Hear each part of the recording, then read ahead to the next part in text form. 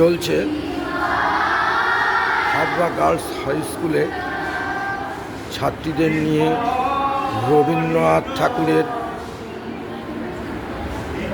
নাট্য প্রযোজনা কর্মশালা ভিত্তিক নাটক রথের রশি, সহযোগিতায় হিজল পুকুরিয়া জনজাগরণী।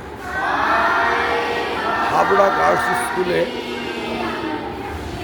ছাত্রীদের নিয়ে রবীন্দ্রনাথ ঠাকুরের কালের যাত্রা অবলম্বনে নাটক রথের রশির প্রস্তুতি চলছে, সহযোগিতায় হিজল পুকুরিয়া জনজাগরণী।